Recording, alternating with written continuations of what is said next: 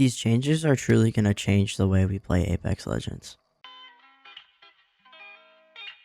Hey, what is up? Cole here, back with another video. In today's video, we're going to be talking about the Apex Legends Breach patch notes. This is going to be season 28 of Apex Legends, and they're making some interesting changes for sure. Now, I'm not going to cover every single detail, just definitely the most interesting ones and the ones that will change the way the game is played, at least a little bit. And I will be attaching the patch notes down in the description below if you'd like to look through them yourself. But yeah, let's go ahead and jump right. And so, of course, with this season being called Breach, the biggest change coming to the game is going to be the hard light mesh breakable windows that are being added into the game. In the patch notes, they say that this is supposed to encourage the new breach and clear gameplay. In my last video, I talked a little bit about how this will change the way we play on doors and such, and I still think that that is very much going to happen. There have been some creators who had early access to the game, and you can very clearly see that some of the changes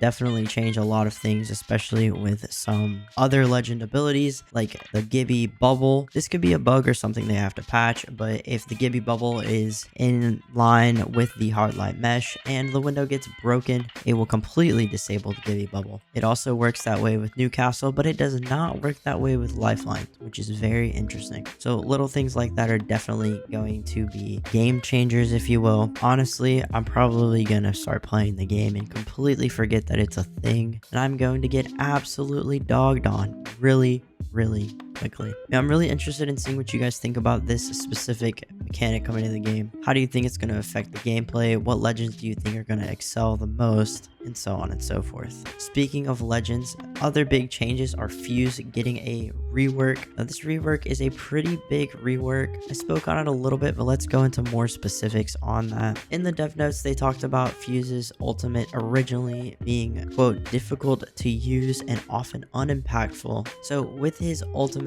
it will fire a mortar that explodes against the ground just like before, but then it will spray out smaller bombs around its landing point. This will definitely expand the area that the Fuse ult takes up and definitely make it a little bit more unforgiving to be stuck in Fuse's ultimate. Now with the tactical, in the dev notes, they say they wanted to focus the tactical on being quicker and easier to tag enemies. So there is a faster weapon stow time when switching to your tactical. They also flatten the trajectory of it, so it's going to be a little bit more hit scan for you. There is also only a 1 second delay from shooting the tactical, and previously it was 1.7 seconds. The base damage was increased to 15, and it also reduced the duration by 50%. So the tactical does not last as long, but it does do more damage, and it is much quicker to put out and easier. Now, the biggest changes to Fuse are definitely going to be his legend upgrades that are coming. So we have one called Pyrotechniques, which will allow the ultimate to drop patches of fire for an extra 8 seconds after the bombs end up exploding. And there's one called Knuckle Jumper. This one is definitely the most interesting for them to add into the game. When you jump next to your knuckle cluster, it gives you a boost,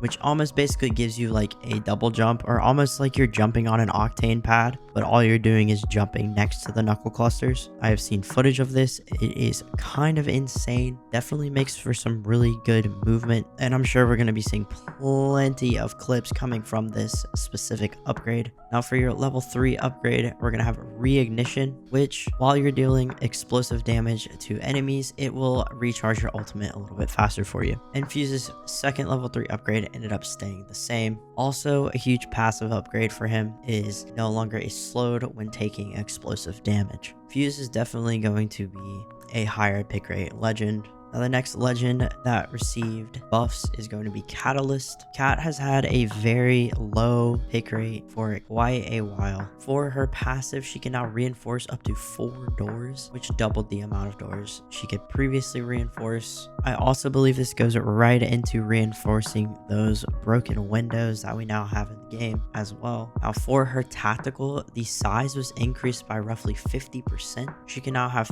3 traps, and the spikes can now deal damage much more quickly. as it now takes only 1 second for the spikes to do damage. Now for her ultimate, you can now toggle to deploy the ultimate horizontally, which means you can now place it vertically and horizontally, so you can definitely have some fun with it. The length of this increased by 5 meters, and the wall can go through doors, lifelines, halo, and Gibby's dome. Now with the buffs with that ultimate, the dark veil duration was decreased to 5 seconds instead of 7, and only her level 2 upgrades were changed, which is going to be hidden spikes, which makes the spike pool hidden while inactive, and soul piercer, which makes the spike traps activate 50% faster and deal 5 more damage per hit. I can definitely see Cat being back in the meta as well. Definitely going to see her being used a ton more in ranked and potentially also competitive. And the third biggest legend getting buffed is going to be Bloodhound. This one came as a little bit of a surprise to a lot of players. However, Bloodhound has been kind of at the bottom of the pick rate for quite a while and kind of fell off as one of the lesser recon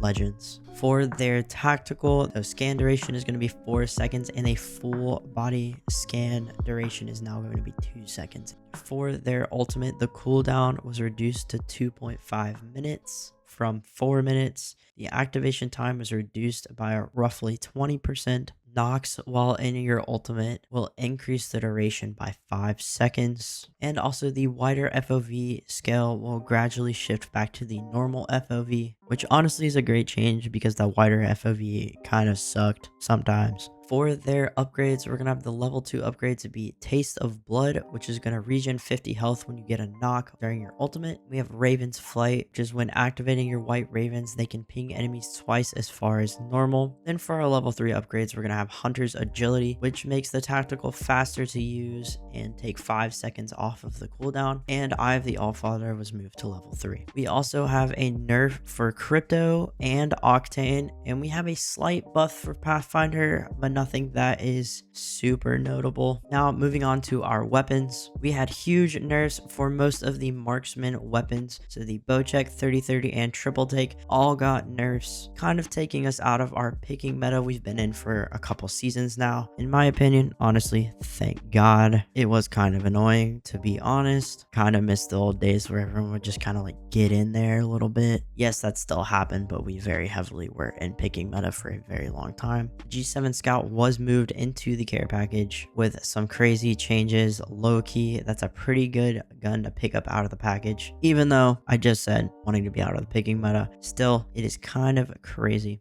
The damage was increased, of course, as well as the rate of fire, and your sniper optics can be put on it. The P2020 was put back on the floor. As for specifics on that, it seems relatively balanced. Now, our shotguns were buffed. The PK was in a pretty good spot already, so there were some buffs to the Mastiff and the Eva. In the dev note, to summarize, they felt it was a good idea to buff the shotguns with adding the breach and clear gameplay. Another really big change is going to be an Evo change, which is reviving teammates only provides full Evo for the first 2 revives per team per game. So now only the first 2 knocks that you have on your team and get revives will only give you 200 points total instead of consistently, so you can no longer abuse getting knocked to gain your evo. I talked about this in my last video, but once again, the knockdown shields were completely removed from the loot pool. They now level up with your evo shield, and white backpacks were removed from the loot pool. You can still pick up any of the other color backpacks, but the white bag was added to the starter kit. Wildcard is going to be on King's Canyon. I did already talk about the map rotation in my last video, as well as the rank changes that are coming. For wildcard, I was kind of hoping they would go World's Edge for it. That would have been pretty cool. We probably will see that in the near future though. There are a lot of different wild cards in rotation. I'm not really going to go through them, but there are some that we've had in previous wildcard events that are making their way back into the game. One big change with wildcard respawns though is that if you continue to die quickly in one spot, you will be more aggressively pushed further away when you respawn from that death location. to spawn closer towards the center of the ring. Now, a huge buff to controller legends in general is going to be that controller legends can now remotely pick up their deployed tacticals, and this will be in every game mode.